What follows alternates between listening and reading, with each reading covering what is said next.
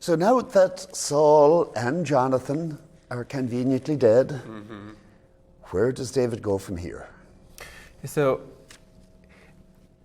we normally think of it as, well, once Saul is dead, David becomes king, right? Because David is the king after Saul. But there's really, it's not that easy, of course. Yeah. David is not next in line by any stretch of the imagination. He's even fighting for the Philistines, for God's sake. Exactly. He's on the other side. So it's not so obvious that he should just walk into the kingship. Though, of course, he is literally holding the crown. So he has something of a leg up. So there are a few things that have to happen first, right? First, there is the remnant of Saul's family, and indeed of Saul's kingdom. And I think one of the things that we probably need to at least set out as to understand what's happening here is the notion of what Israel means in this context, right?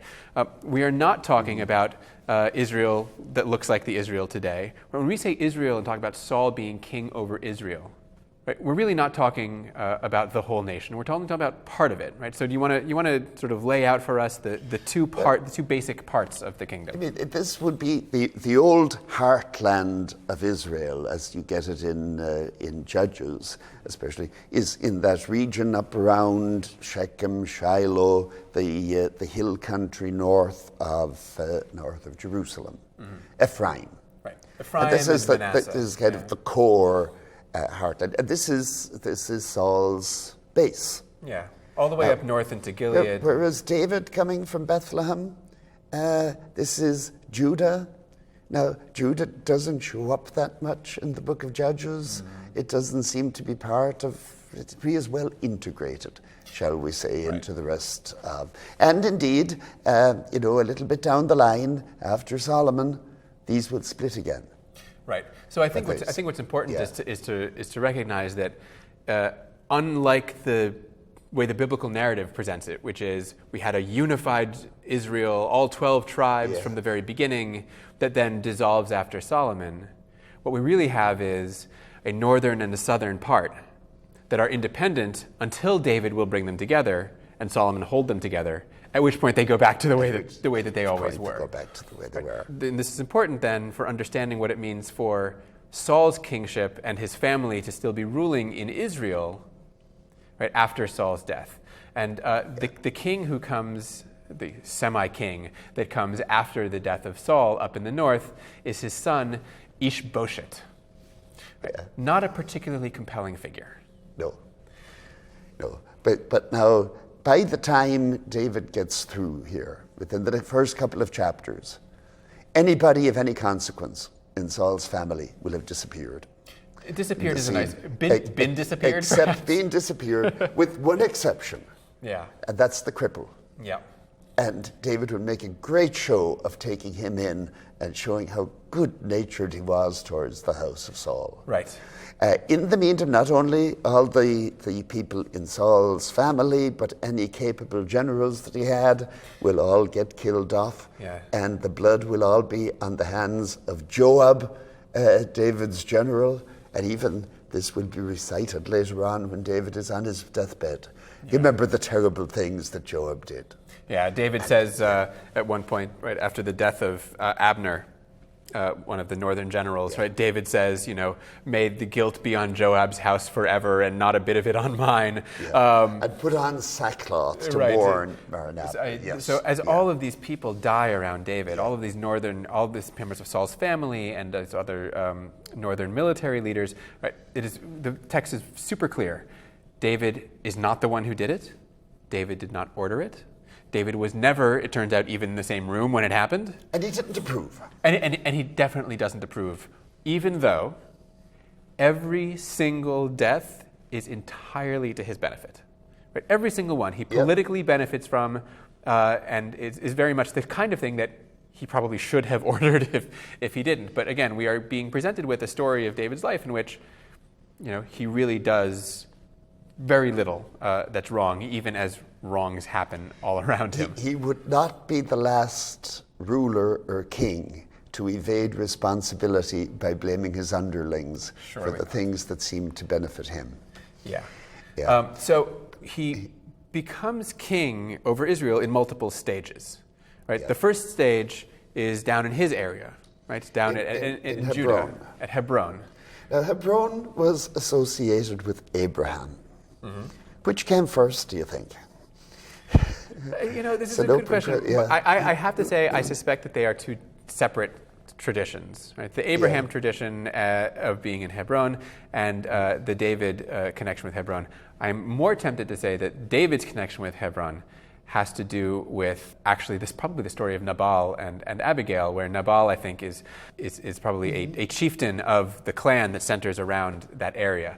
And there's a sense in which, right, David has taken over right, a position of leadership. If indeed the traditions about Abraham were known at that time, these would come in useful for David too. Yeah. So that's not implausible either. Yeah. But then he doesn't settle for Hebron. No. His master stroke is the capture of Jerusalem. Yeah. So, this is having taken control in Hebron and having defeated the northern Saul's descendants in the north, David needs a capital. And he needs a capital that will unify the two northern and southern kingdoms that have never been unified before. Yes, and it's important to have a capital that does not belong to one of the tribes. Right.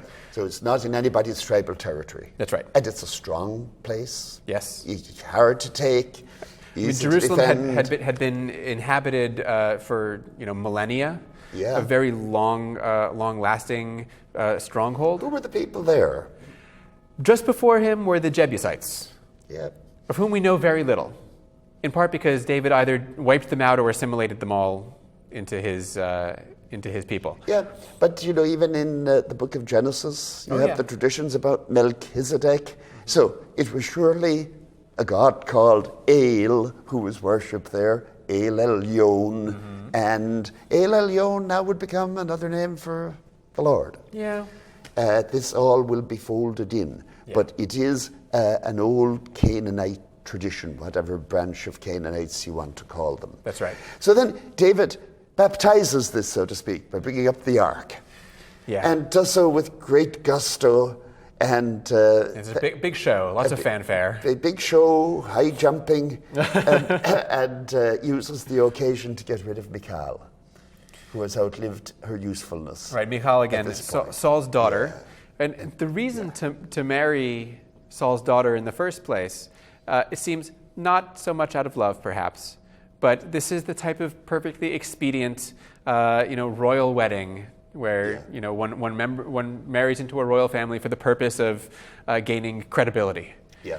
As when the royal family isn't there anymore, there isn't much point in keeping her around. Right. And it's not as if David ever lacks for somebody to sleep with. This is true. He has, at this point, I believe he has 7 wives about the time that he takes Jerusalem.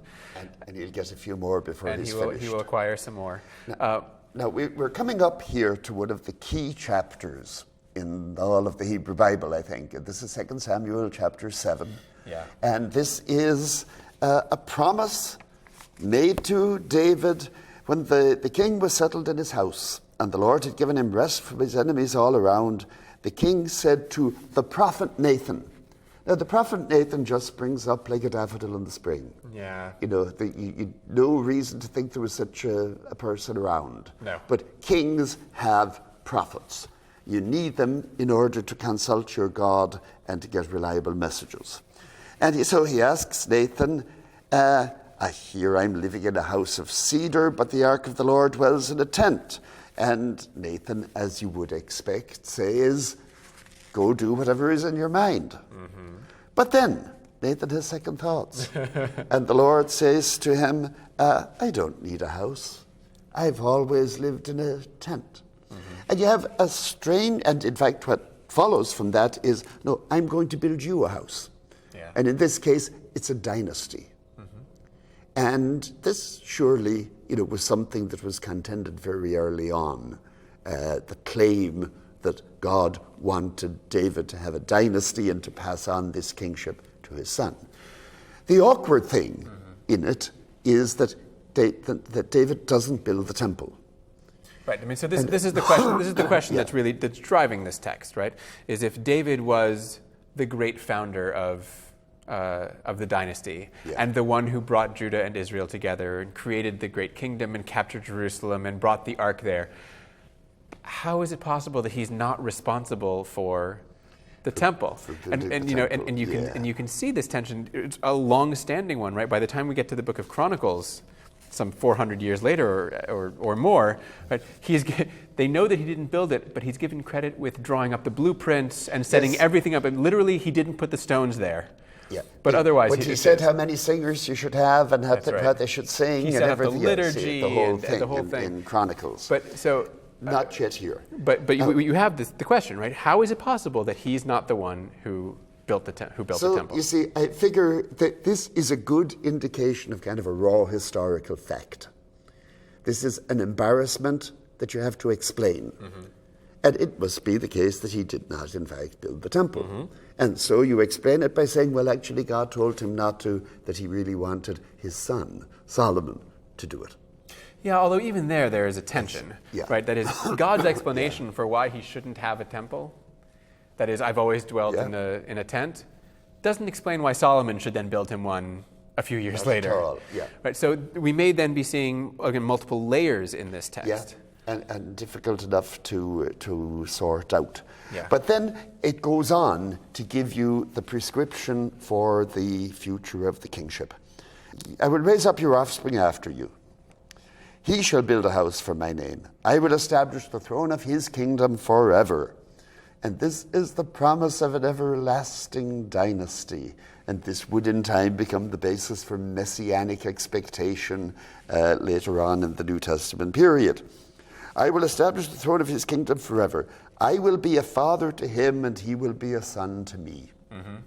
Now this we see in the Psalms, that the claim that the king was actually begotten by God. Mm-hmm. And this, I think, was something that they actually took over from the Egyptians who had ruled Jerusalem at an earlier time, more not directly from the Egyptians, but filtered down through the Canaanites. But now, you know, in the Egyptian context, if the king is the son of God, this means he is essentially untouchable.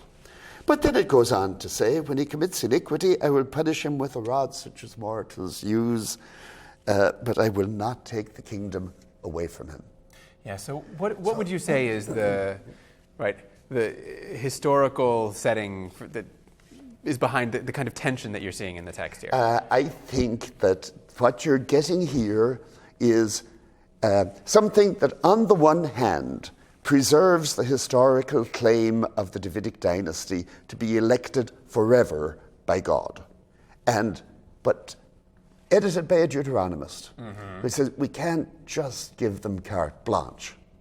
And so he says, you know, if one of your descendants breaks the law, I will punish him, but I will not take the kingdom away from him. And so it's a compromise, I think. It doesn't go so far as to make the kingship conditional, but it does go so far as to say that you're still subject to the law. What it seems to do is it seems to permit for gaps, right? I will take it away, but I won't take it away forever, right? And if indeed this is Deuteronomistic, as and I think that you're right that it is, we have to remember this is something that was probably written in the exile, that is, in a monarchic gap, right? Where there was no king, but there was, as we see this in the prophets, exilic and post-exilic, there was the understanding that in time, the Davidic kingship would be restored. Yeah, but it wasn't there at the moment, right? which is a reason to say we can't say it's forever, right? We can't tell them that the kingship will last forever, because that's simply false. So it's qualified. But you know, this I think it's kind of a compromise text, that it's affirming the permanence and acknowledging the fact that it was taken away. But without this, you could not have had the rise of messianic expectation, which would be hugely important later on, and especially for early Christianity. Exactly.